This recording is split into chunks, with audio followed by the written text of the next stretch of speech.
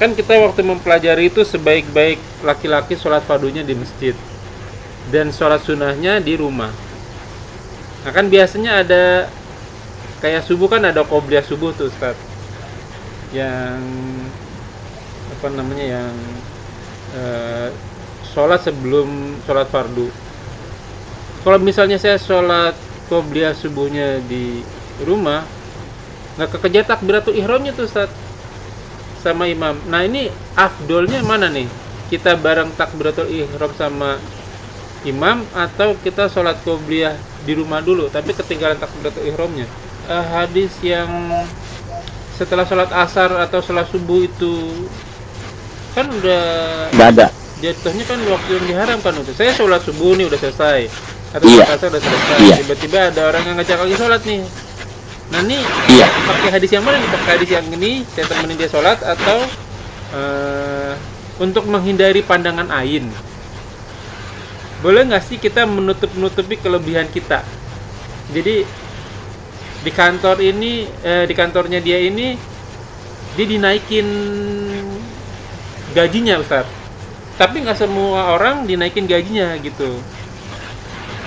Otomatis kalau yang nggak dinaikin gaji kan pasti tidak sehat pekerjaannya ya kan, ngiri-ngirian gitu. Boleh nggak kalau saya bilang saya nggak naik gajinya gitu, padahal dia dinaikin gaji untuk menghindari pandangan ain orang gitu. Wah si A ini dinaikin gajinya nih, kesel gitu, akhirnya dia didoain yang jelek gitu. Boleh nggak sih Ustaz bohong untuk seperti itu gitu? Bolehkah bila ada hujan kencang itu kita bukan mendendangkan ya, apa sih namanya, melafadzkan azan gitu Ustaz. Lagi hujan kenceng nih, ada Allahu Akbar gitu, azan gitu Ustaz. Iya.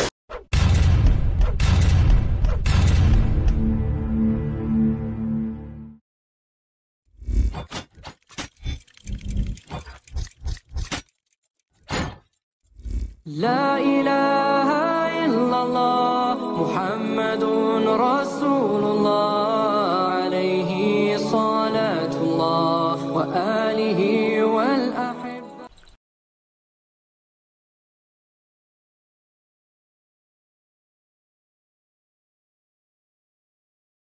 Assalamualaikum warahmatullahi wabarakatuh. Waalaikumsalam. Bismillahirrahmanirrahim. Alhamdulillahirabbil alamin wassalatu wassalamu ala asrofil anbiya'i wal mursalin sayyidina Muhammadin wa ala alihi washabihi ajmain walhamdulillahirabbil alamin. Asyhadu an la ilaha illallah wa asyhadu anna Muhammadan abduhu wa rasuluhu la nabiyya ba'dahu. Allahumma shalli ala Muhammad wa ala ali Muhammad kama shallaita ala Ibrahim wa ala Ibrahim wa barik ala Muhammad wa ala ali Muhammad kama barakta ala Ibrahim wa ala ali Ibrahim fil alamin innaka Hamidum Majid. A'udzubillahi minasyaitonir rajim min hamzihi wa nafthihi. Bismillahirrahmanirrahim. Ya ayyuhalladzina amanu taqullaha wa qulu qawlan sadida yuslih lakum a'malakum wa yaghfir lakum dzunubakum wa may yuti'illaha wa rasulahu faqad faza fawzan 'azima. Alhamdulillah nahmaduhu wa nasta'inu wa nastaghfiruh wa na'udzu billahi min shururi anfusina wa sayyiati a'malina may yahdihillahu fala mudilla lahu wa may yudlil fala hadiya lahu. Asyhadu an la ilaha illallah wa asyhadu anna Muhammadan abduhu wa rasuluhu la nabiyya ba'dahu. Rabbi shrah li sadri wa yassir li amri wahlul 'uqdatam min lisani yafqahu qawli. Amma ba'du. Alhamdulillahirabbil alamin rabbil samawati wal ard rabbil masyriqi wal maghribi. Segala puji bagi Allah Tuhan semesta alam, menguasai langit dan bumi beserta dari ujung barat sampai ujung timur, yang senantiasa selalu memberikan kita nikmat iman, nikmat Islam, nikmat panjang umur, nikmat sehat walafiat, nikmat beribadah, nikmat talibul ilmi, nikmat memiliki saudara seiman, nikmat memiliki waktu-waktu yang potensial. Salah satunya kita masih diberi kesempatan untuk kita kajian kali ini. Salawat serta salam tak lupa kita haturkan kepada junjungan kita, suri tauladan kita, nabiyina wa rasulina wa habibina Muhammad sallallahu alaihi wasallam. Ya kunafillah jazakumullah wa yakum. Masih bertemu kembali di channel Indo Mengaji, bekerja sama dengan kajian hadis online yang senantiasa kita menebarkan sunnah Rasulullah, mencoba menjadi penyebar sunnah-sunnahnya. Kita membahas tentang fikih ibadah, salah satunya dari kitab Bulughul Maram Qala Al-Hafiz Ibnu Hajar Asqalani. Alhamdulillah kita masih membahas di bab salat setelah bab taharah. Alhamdulillah telah masuk ke hadis nomor 427. Alhamdulillah. Tamam, kajian kali ini masih dipandu oleh gurunda kita Al-Mukarram Al-Ustaz Ali Habibullah. Alhamdulillah beliau telah hadir di antara kita dan senantiasa kita selalu mendoakan beliau. Beliau selalu diberi kesehatan, diberi kekuatan, diberi kemurahan rezeki dan dimudahkan segala urusannya. Dan selanjutnya mari sama-sama kita simak kajian kita kali ini. Seperti biasa, bila ada pertanyaan silakan dituliskan di kolom komentar dan insya Allah akan ditanyakan dan dijawab pada kesempatan dan waktu yang tepat. Semoga berguna bagi Ikhwan Fillah selaku penuntut ilmu, wabil khusus an al-fakir, dan tanpa berpanjang kata untuk waktu dan tempat kepada gurunda tafadhol mazkura. Assalamualaikum warahmatullahi wabarakatuh. Waalaikumsalam warahmatullahi wabarakatuh. A'udzu billahi minasyaitonir rajim. Min hamdihi wa nafthihi wa nafthihi. Innal hamdalillah nahmaduhu wa nasta'inuhu wa nastaghfiruh wa na'udzu billahi min shururi anfusina wa min sayyiati a'malina. May yahdihillahu fala mudilla lahu wa may yudlilhu fala hadiya lahu. Asyhadu an la ilaha illallah wahdahu la syarika lah wa asyhadu anna Muhammadan abduhu wa rasuluh. A'udzu billahi minasyaitonir rajim.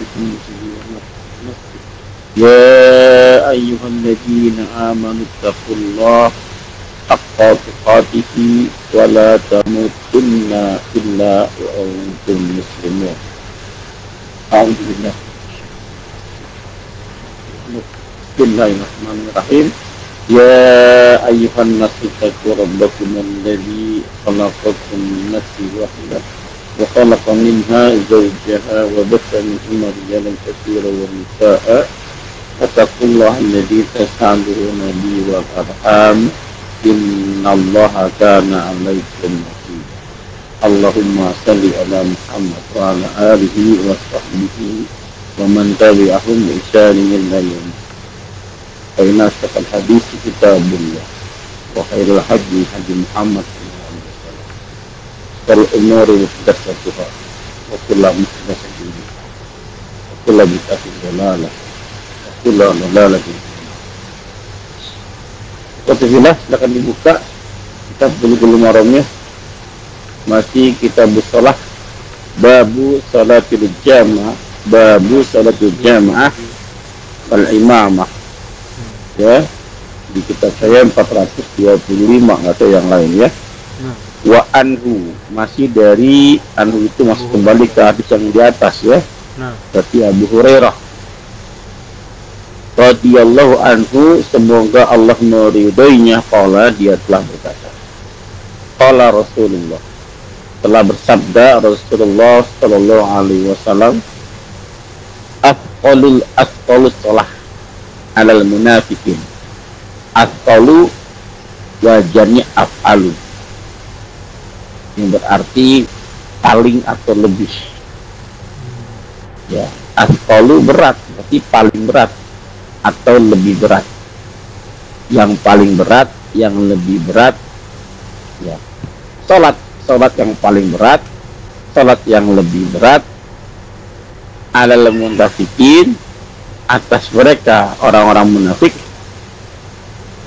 ya, salatul isya adalah salat isya, was salatul fajr, dan salat fajar, salat subuh ya. Walau ya'lamuna, sekiranya, seandainya mereka mengetahui, berarti kalau walau itu kan sama dengan laita ya, ya, itu sesuatu yang tidak mungkin terjadi. Kalau mereka mengetahui, berarti memang mereka nggak tahu. Oh iya. Ya. Sekiranya mereka mengetahui ma fihima, apa saja yang pada keduanya, yang ada pada kedua sholat tersebut, itu isya dan subuh ya, walau habwan, dia pasti akan merangkak ya. Mana sih? Oh, sebentar ya. Lewat ya. Ma fihima la atau huma walau habun. Ya pasti mereka mendatanginya, mendatangi ke kedua salat tersebut. Lam disini lam taukid. Sekiranya mereka mengetahui ya yang ada pada kedua salat tersebut, pasti mereka berdua datang. Ya hadir. Ya salat. Ya walau habun, meskipun harus merangkak, ya tergopoh-gopoh, ya bersusah payah, dia akan mendatangi kedua salat tersebut. Nah, maksudnya apa nih Bapak Ibu sekalian? Orang munafik ini emang berat. Yang dimaksud berat itu apa sih, Pak? Ya, kira-kira Anda memahami gimana? Kalau berat itu gimana sih? ya gini, setahu saya Ustaz, kalau misalnya kita mau ibadah pingin dilihatin orang, kalau orangnya nggak alert ya, nggak apa ya namanya, nggak merhatiin, kayaknya berat gitu. Jadi kalau saya nggak ada yang kita nggak lihat, jadi berat. Definisi berat itu apa? Oh, kalau yang di sini berat ngelakuinnya Ustaz. Iya, apa tuh? Berat ngelakuin gimana? Kalau berat ngelakuin, apa ini maksud berat melakukan itu apa? Berat melakukan sholat isya sama subuhnya. Karena nggak ada yang ngeliat. Ya? Karena nggak ada yang ngeliat, gelap soalnya Ustaz. Iya, dikerjakan tidak? Kalau dikerjain berat sebenarnya. Jadinya nggak dikerjain kalau saya menurut saya itu, karena nggak ada yang ngeliat. Saya mau tanya, antum sanggup nenteng beban bawa barang berapa kilo? Berapa kilo? 5 kilo kali ya? 5 kilo. Kalau 10 kilo? Waduh, berat banget. Berat atau ringan? Berat. Berat berarti antum bisa bawa nggak? Nggak bisa. Nggak bisa. Jadi yang namanya berat itu tidak bisa nggak bisa dipikul. Kalau masih bisa dibawa, berarti ya, paham gak kira-kira? Ya, paham. Ya, jadi orang munafik itu berat, sebenarnya nggak mau dia mengerjakan sholat. Ya. Bukan cuma 2 sholat ini saja.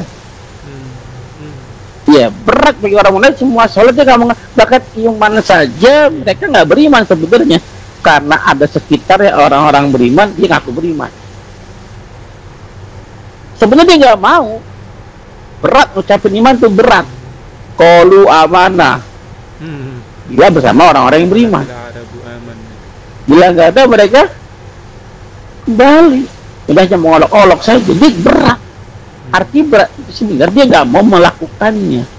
Kalaupun melakukannya dengan terpaksa. Supaya apa? Supaya identitas kemunafikannya tidak terlihat, tidak terbuka, tidak terbongkar. Iya. Salat isya seperti yang bilang tadi, sama salat subuh gelap. Kalaupun dia nggak datang, nggak ada yang tahu kalau dia nggak sholat. Iya kan? Kalau zuhur kan kelihatan, kalau nggak datang nggak tahu. Jadi bakar-bakar dicap saya ini. Masih datang dah. Asar kelihatan, maghrib masih kelihatan, isya sama subuh nggak kelihatan. Artinya kalau dia berarti dia nggak mengerjakan, Mbak.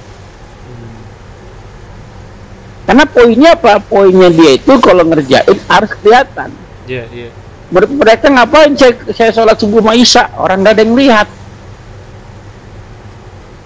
Jelas ya Pak ya? Tapi zaman sekarang nggak ada beda aja, semua kelihatan Pak. Isya sama subuh kelihatan. Gitu ya. Jadi apa namanya? Lihat kemunafikan itu bukan dari situnya, lihat ucapannya, lihat perangainya. Kalau tukang lihat dari sholat saja, orang-orang munafik kadang-kadang sholatnya bagus Pak. Bahkan lebih bagus daripada orang-orang yang Akbar. Kenceng banget. Ya kan? Maka kalau kita hanya lihat dari sholat saja, kita akan tertipu ntar. Kalau zaman sekarang ya, kalau zaman dulu kelihatan karena gelap. Ya, nanti dia ada Al-Quran surah An-Nisa dibongkar tuh. Tentang sifat orang-orang munafik. Salah satunya adalah apabila dapat kabar langsung share. Dapat kabar langsung share. Nggak pernah mau bertanya dulu baik atau buruk. Baik ya. Lagi rame nih Ustadz, mau pilkada. Iya. Semuanya Kenapa, semua Pak? jadi pakai jilbab Ustadz. Semuanya pakai cingkrang, tapi sebelumnya Ya. Islam pada Islamophobia, pada ketakutan. Pada sekarang pakai jilbab Ya. semua. Walaupun agamanya bukan Islam, ya kayak jilbab semua sekarang. Berarti sudah pertanda udah musim politik. Iya, iya. Iya. Lanjut Ustaz. Baik ya. Wa anhu masih dari Abu Hurairah. Qala atan Nabi sallallahu alaihi wasallam rajulun a'ma. Ya, Abu Hurairah telah berkata, telah mendatangi Rasul sallallahu alaihi wasallam, Rasul telah mendatangi seseorang yang buta. Yang dimaksud adalah Abdullah bin Umi Maktum. Ya. Ya. Abdullah bin Umi Maktum. Yang salah satu pengazan Nabi selain Bilal ya. Selain Bilal. Faqala lalu berkata, ya Rasulullah, ya Rasulullah, innau laisa li qaidun biku duni il masjid. Ya Rasul, maksudnya saya nggak ada penuntun untuk datang ke masjid karena saya seorang yang buta. Ya laisa li, tidak ada bagiku penuntun. Ya, maka intinya dia kalau nggak salat berjamaah di masjid lah, ya nggak apa-apa kali. Ya, Rasul ketemu orang yang buta itu, Abdullah bin Maktum, dia tidak hadir sholat. Ya, kenapa? Ditanya, saya gimana mau datang? Saya kan buta. Oh, afwan Ustaz, berarti Abdullah ibnu Maktum disamperin gitu Ustaz? Karena nggak kelihatan Iya. sholat terus disamperin gitu. Iya, Oh. iya. Tadi ketemu dialog dengan Nabi. Kenapa? Artinya kan kalau misalnya ada Abdullah bin Maktum dia sholat bersama Nabi, kan nggak ada pertanyaan itu, Pak. Iya. Iya kan? Kenapa nggak sholat? Ya Rasul, aku nggak ada penuntun buat ke masjid. Itu dalihnya. Iya. Ya, Nabi membolehkan ya? Kalimatnya. Kalau kalimatnya sih Ya, kalimatnya nih, parosollahu. Maka aku dapat rusuh kan untuk Iya. nggak hadir ke sana, untuk lahu tuh untuk kembali ke jamaah ke masjid. Saya kan buta, Iya. nggak punya penuntun. Maka ini udah cukup dong menjadi rukhsah saya nggak hadir ke sholat Iya. ke masjid untuk sholat berjamaah. Iya. Iya. Lalu apa? Falamma wala ya, ketika mau berpisah, artinya mau berpaling tuh pisah jalan. Bisa jalan ya. Ya, lalu apa? Da'ahu, Nabi memanggilnya lagi. Sini. Bentar. Dipanggil lagi. Berarti sebenarnya sudah berpisah nggak? Sudah Iya. mau ini kan? Udah ninggalin Artinya sebenarnya. sebelum dipanggil berarti Nabi udah membolehkan dong. Iya, berarti membolehkan. The clear. Iya kan? Iya. Dekil masalahnya. Tiba-tiba Nabi memanggil. Sini. Da'ahu, memanggilnya. Nah. Ya. Kebayangnya peristiwanya ya. Iya. Ya. Faqala, Nabi bertanya. Apa bertanya? Hal tasma'u, apakah engkau mendengar? Mendengar suara Ya. azan berarti ya. Apakah mendengar an-nida? Panggilan. Nida itu panggilan. Nada. Ya, azan maksudnya. Oke. An-nida bisalah panggilan sholat, aslinya azan. Qala, dia berkata, "Nam, iya." Kan yang buta cuma mata, kuping nggak buta, kuping nggak tuli, denger gitu kan. Ya. Qala fa'ajib, maka datangi.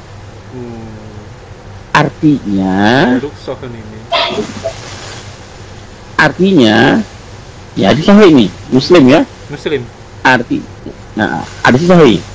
Artinya kalau kamu punya penuntun, walaupun dengan telinga, mata nggak bisa nuntun, kan telinga bisa mendengar. Oh, kira-kira di sebelah utara tuh masjidnya. Maka bergerak ke utara. Ya.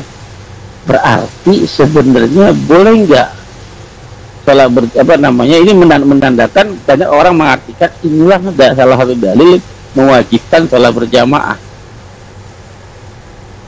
Buktinya yang buta saja, iya, yang buta disuruh aja datang. harus datang ya. Yang nggak bisa ngelihat, nggak bisa ngelihat aja harus datang ya. Iya. Bukan kewajiban ya, menandakan pentingnya sholat berjamaah. Iya, sholat. Pentingnya sholat berjamaah. Nah, hadis ini harus dikompromikan dengan hadis yang lain. Nah, iya kan? Ini tidak berdiri sendiri. Kalau hadis hukum sholat berjamaah itu wajib, maka hadis yang lain bisa berantakan, Pak. Iya. Sholat berjamaah lebih utama dari 20 derajat kan, 25 derajat, ya kan. Terus nanti lagi banyak hal banyak sekali hadis-hadisnya gitu kan.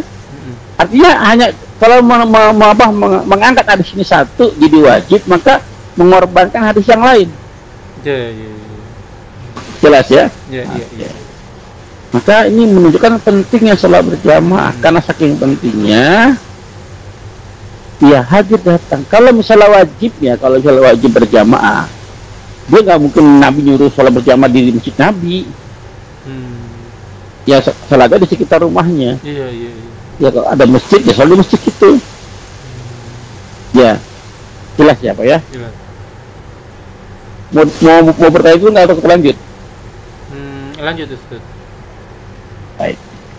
Wa'an ibni Abbas, dan dari Ibnu Abbas anin Nabi, dari Nabi sallallahu alaihi wasallam, qala telah bersabda, man sami'an nida, siapa saja yang telah mendengar panggilan, nida itu panggilan ya, falam ya'ti, lalu tidak datang, ya, fala salata lahu, maka tidak ada salat baginya,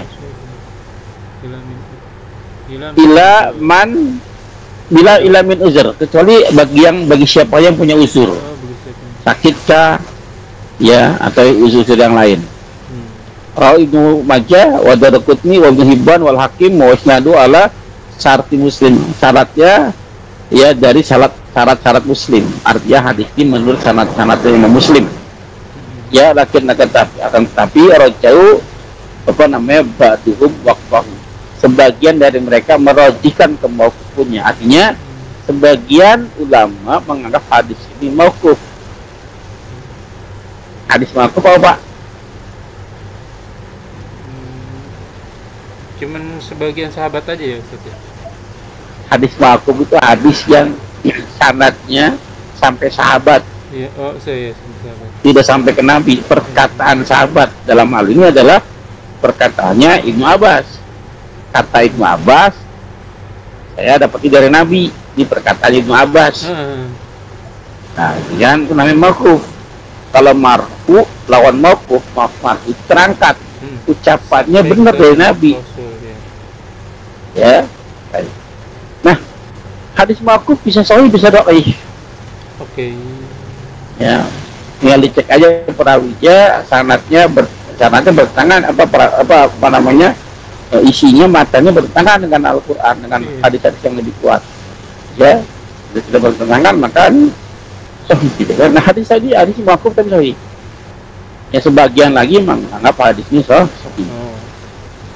Maksudnya apa? Tidak ada barang siapa yang telah memanggil, telah mendengar azan, panggilan sholat, lalu nggak datang, tidak ada sholat baginya. Maksudnya apa tuh Pak? Sholatnya ditolak. Ini menandakan bahwa kepentingan tidak ada sholat yang lebih afdol. Di awal waktu tidak ada sholat yang lebih afdol daripada sholat pada saat pertama kali dengar azan, datang bersama imam, bahkan takbiratul ula bersama imam. Nah, ini sholat yang utama begitu kan? Ya. Jadi tidak ada sholat yang lebih afdal daripada sholat itu, Pak. Dengerin azan itulah waktu, datang ke sana. Ya, bukan berarti kalau ini hadis ini menandakan barang siapa yang mendengar azan maka tidak ada sholat, maka berarti orang yang dengar azan nggak datang panggilan sholat tersebut. Katakan azan jam 12 zuhur, dengar dia azannya tapi nggak datang, dia sholat jam 1. Padahal sholatnya sah nggak? Ya seharusnya sah dong, Ustaz. Ya kalau menganggap azan diambil maka sholat jam 1 nggak tidak sah. Ya kalau pakai hadis ini nggak sah. Tidak ada sholat yang lebih afdol ketimbang sholat ini, Pak, yang di awal waktu itu. Antum dengar azan, antum datang sholat takbiratul ihram bersama imam. Jelas ya? Jelas. Tapi menimbulkan pertanyaan nih bagi saya, Ustaz. Ya, silakan. Nah gini, kan kita waktu mempelajari itu sebaik-baik laki-laki sholat fardunya di masjid dan sholat sunnahnya di rumah. Nah kan biasanya ada kayak subuh, kan ada qobliyah subuh tuh, Ustaz, yang yang sholat sebelum sholat fardu.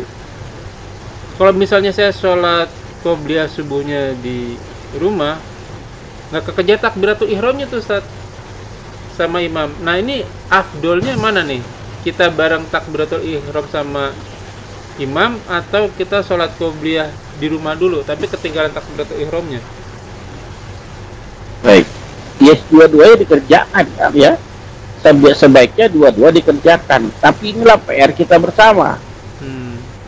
PR kita bersama. Nabi Sallallahu Alaihi Wasallam pada saat sholat subuh, ada sahabatnya satu yang bernama Sauban, ya, belum datang sholat subuh berjamaah. Ditungguin, Pak. Ditungguin, ya. Karena ditungguin pahala ya. Iya, karena Pak menghargai orang yang karena jangan sampai jamaah tidak dapat keutamaan itu. Iya. Ditungguin, ya kan? Bahkan sampai mau waktu mau habis baru langsung komat. Karena apa? Ternyata orang yang ditunggu tidak ada datang juga. Iya. Karena meninggal ya. Cuma kabarnya dia meninggal. Iya. Paham nggak kira-kira? Nabi menungguin. Nah itu kita contoh siapa nih? Ini enggak. Kita kadang dia kasih waktu tuh. Iya. Paling lama timer 20 menit. 5 menit, 10 menit, 15 menit, 20 menit.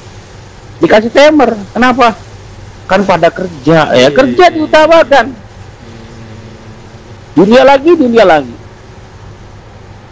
Kan gitu kan, padahal tidak aku ciptakan kita manusia kecuali untuk ibadah. Iya. Ibadah yang paling krusial ya sholatnya, karena tidak diterima, tidak sah. Amalan yang pertama kali bisa adalah sholatnya. Kalau sholatnya buruk maka yang lain jadi lihat buruk semua. Iya kan? Jadi orang lebih menghargai orang yang berangkat kerja. Ya, lagi-lagi kelemahan kita, andai saja gitu. Iya. Andai saja waktu kerjanya jam 8 pagi, jam 9 pagi gitu kan. Ya saya sendiri pada kerja sih, Nabi nggak ada yang kerja, kan dagang. Ya dagang sama nani. Ya kaya tuh. Menguasai 2/3 negara, 2/3 dunia nih kuasain, kaya. Tapi yang kerja ya nggak kaya kan. Gitu aja. Sekarang masih dijajah-jajah aja kan. Betul. Sampai membela-belain luar negeri karena dari negeri sini nggak ada pekerjaan kan. Betul. Iya, karena kita nggak punya daya tawar, Pak. Betul. Makanya ini harus diberesin, tidak dia di hulu ke hilir gitu kan. Sistemnya dibenahi dengan sistem Islam. Jelas kita Pak. Ini masalah kita bersama, Pak, kita bersama. Iya, benar. Ya, soalnya pemimpin-pemimpin, hakim-hakim, aparat-aparat semuanya muslim pasti mengutamakan akhirat ya, sayang. Makanya kan dari rakyat Indonesia yang mayoritas muslim, yang paham dengan agamanya berapa persen? Gak nyampe 10%. Iya. Makanya sama dengan orang-orang Yahudi, Pak, kita nih. Orang-orang yang ummi, orang yang buta huruf, nggak paham Quran. Masih ada atau kita lanjut? Boleh dilanjut Ustaz. Mungkin Baik. 1-2 ayat nanti ada pertanyaan. Baik. Hadis berikutnya An Zaid ya. Yazid ya. Yazid bin Aswad. Ya, Yazid bin Al-Aswad annahu shalla ma'a Rasulullah. Dia salat bersama Rasulullah SAW. Salat subuh. Ya, salat subuh. Falamma shalla Rasulullah SAW, maka ketika Rasul salat selesai ya. Ida huwa bi rajulaini lam yusalliya. Ada 2 orang laki-laki yang tidak salat bersama Nabi. Nabi salat berjamaah, dia 2 orang nggak salat Pak, nggak ikutan, tidak masuk ke dalam jamaah. Ya, perhatikan kondisinya, situasinya ya, atau kena ya. Fada'a bihima, lalu Nabi memanggil keduanya. Da'a itu nida ya, panggil keduanya. Sini kamu. Ya, fahiya bihima tara'ud isuhuma, tulang rusuk mereka berdua gemetar. Dipanggil Nabi, buat dimarahin Pak. Aduh, salah apa saya ya? Panggil sama Nabi, sini kamu berdua, pada gemetar itu Pak. Ya, tanda keimanannya kuat. Dipanggil Nabi takut salah ya. Sini kamu berdua.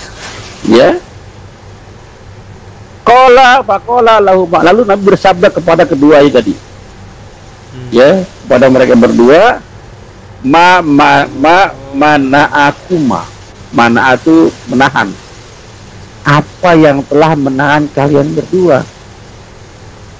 Apa yang menahan kalian berdua, kata Nabi? An yusalliya ma'ana. Apa yang menahan kalian berdua sholat bersama kami? Ya, kenapa maksud Nabi? Kenapa kalian tuh nggak ikut sholat bersama kami? Ada masalah apa gitu kan? Ya, masalah kemarin belum kelar gitu, gitu kan? Nah, ya, qala, mereka berdua berkata, qad shallaina fi rihalina. Kami sudah sholat ya Rasul pada kampung kami, rihal, dalam perjalanan kami, dalam kampung kami, rumah kami. Qala, Nabi bersabda, fala tafa'ala, jangan kalian berdua ulangi lagi, jangan kalian berdua lakukan lagi.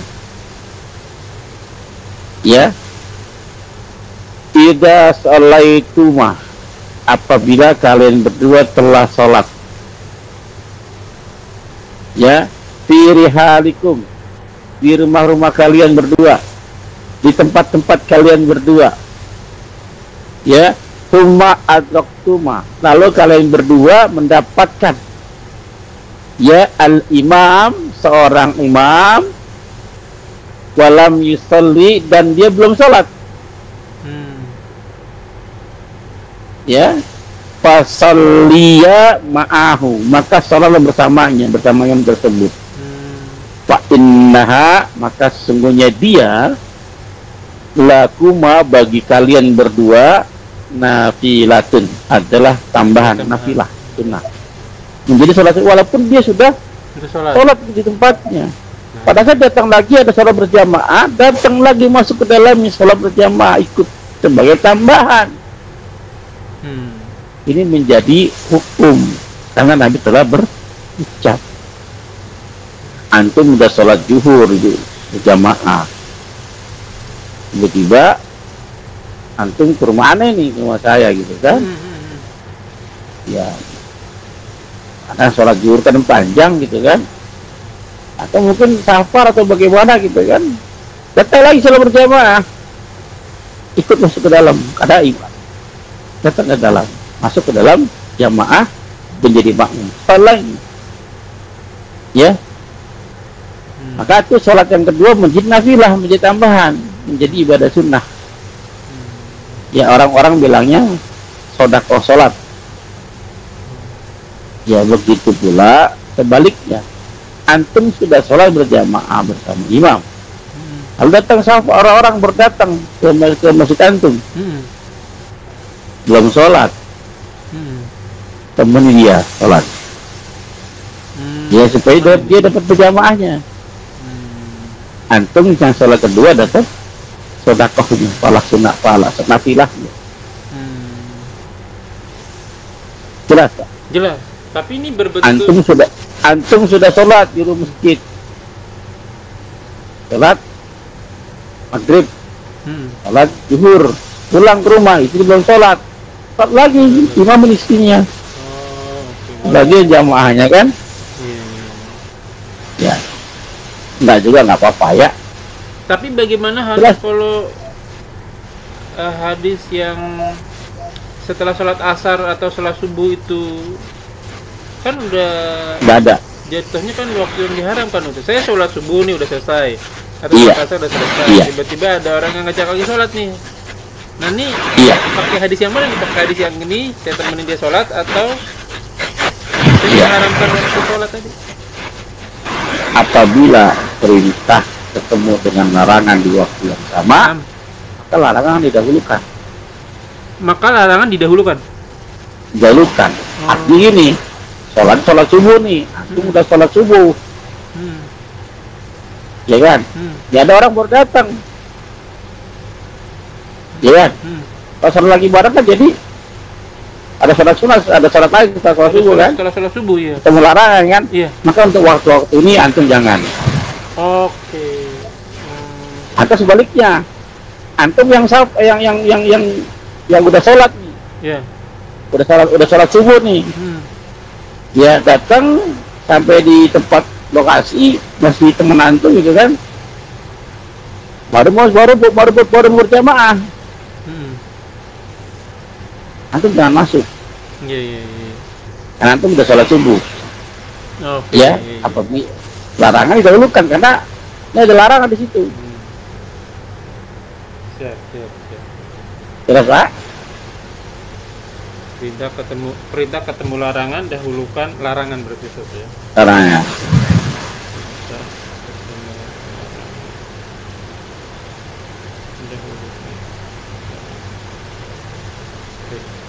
Ustaz, ada kita ke pertanyaan Ustaz. Baik. Dari netizen. Sudah dulu ya, begini ya? Iya, di sini dulu Ustaz. Tapi ini agak keluar tema nih Ustaz nih. Tapi dia nunggu jawabannya soalnya.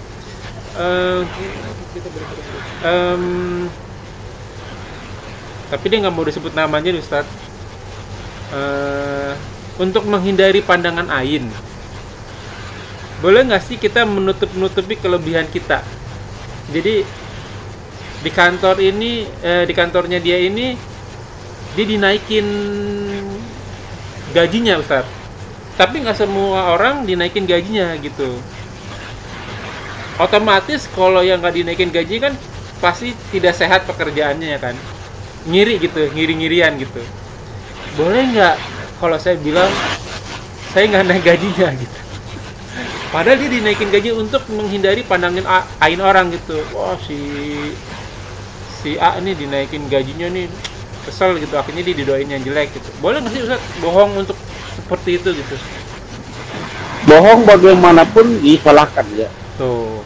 Kecuali ada kondisi tertentu, ada 6 hal kalau nggak salah ya, 6 itu ya. Jadi yang pertama itu entah fatwa, ya bohong untuk mendamaikan, masih udah dibolehkan. Kalau tadi bohong itu nggak boleh. Nah, orang yang syirik, bukan syirik ya, jadi itu mempersekutukan Allah ya, orangnya dengki ya, hasad. Orang yang dengki ini Pak, orang yang dengki jangankan si fulan dapat kesenangan, iya kan? Dia ada pendapat naik gaji, dia nggak dapat. Orang yang dengki aja, bahkan gaji nggak ditaikin pun dia tetap dengki. Iya sih. Apa nih? Selama si yang didengkiinnya itu nggak dapat untuk mudorotan, dia nggak happy itu. Ya, maka berlindung saja kepada Allah, termasuk apa ain segala macam. Ya, ini saya mau sekedar luruskan. Ain itu apa sih Pak? Sihir sebenarnya kan, sihir ya, dari mata. Dari mata. Sihir ya. Jadi tidak akan terjadi Pak. Kalau Allah nggak izinkan itu terjadi. Ya, kadang-kadang orang nih hati-hati dengan ain itu nyata, hati-hati dengan ain. Akhirnya orang takut dengan ainnya, Pak. Bukan dengan Allah. Padahal dalam Al-Baqarah 102 dijelaskan sihir itu tidak akan mempan, tidak akan ampuh bila Allah nggak izinkan. Tadi barusan belum lama sore tadi habis sholat asar kalau nggak salah tadi ya, jam 3:30 di kamar mandi saya ada ular Pak. Serem. Iya. Ya, saya matikan. Dipukul pakai kayu nggak mati Pak. Pas saya ngecumun auzubillahi minasyaitonir rajim, pukul mati. Maksudnya nggak mau berpikir macam-macam. Kalau misalnya Allah menghendaki itu terjadi, ya terjadi. Iya ya. Jelas ya. Jadi jangan takut dengan ain, takut sama Allah. Nah kalau antum sudah, karena orang hasad itu Pak, apa ya, benernya kita aja orang dia nggak suka, apalagi salahnya kita, makin jadi tuh. Antum dinaikin gajinya, dia nggak suka. Ya, antum dipotong gajinya, dia malah suka. Iya. Ya, Susah lihat orang bahagia, tapi bahagia ngeliat orang susah. Itu sifat orang munafik, Pak. Sifat orang munafik dijelaskan dalam Quran. Orang-orang munafik wadda, sangat ingin, Pak. Ya, sangat ingin melihat orang-orang beriman itu ditimpa kemudorotan, kesusahan. Apabila orang-orang beriman ketimpa kesusahan, dia senangnya luar biasa. Tapi bila orang-orang beriman dapat kesenangan, dia susahnya luar biasa. Orang-orang munafik dalam surat An-Nisa Al-Imran dia diceritakan gitu. Pertanyaan kedua Ustaz, bolehkah bila ada hujan kencang itu kita bukan mendendangkan ya, apa sih namanya, melafadzkan azan gitu Ustaz? Lagi hujan kencang nih, ada Allahu Akbar gitu, azan gitu Ustaz. Iya. Ini sama halnya sama ada salah satu mufti malah dari salah satu negara muslim gitu. Dia azan di Candi Borobudur Ustaz. Nah itu boleh nggak sih sebenarnya Ustaz? Azan atau baca Al-Quran gitu, kencang gitu, suaranya dikencangin gitu. Ya, lihat apa namanya, nggak semua.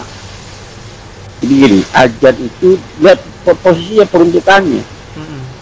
Azan itu fungsi azan satu. Iya, manggil sholat buat kan? Apa Pak? Buat manggil orang. Udah satu penanda waktu Pak, sudah masuk waktu sholat. Yang kedua memanggil orang-orang supaya datang ke masjid. Ya. Yang ketiga, azan itu untuk apa? Fungsinya untuk sholat berjamaah. Ya. Adapun yang keempat, jin pada lari pada saat dikumandangkan azan. Ini efek Pak, tapi bukan azan ditujukan untuk mengusir jin, bukan. Paham kira-kira? Apabila azan dikumandangkan, maka jin akan kabur. Ini azan apa? Azan untuk sholat, fungsinya azan untuk sholat, bukan untuk mengusir jin. Bukan mengusir jin ya. Ya, juga menjadi salah untuk ruqyah, untuk mengusir jin pakai azan. Iya. Ngerti ya? Iya. Padahal karena dalil tadi Padahal pada saat azan dikumandangkan dia akan lari. Maka di cocokologi gitu, Pak. Iya. Seolah Padahal azan itu untuk lari karena nggak suka ada orang mau pada sholat gitu seperti. ya, dia nggak paham konteks. Oke.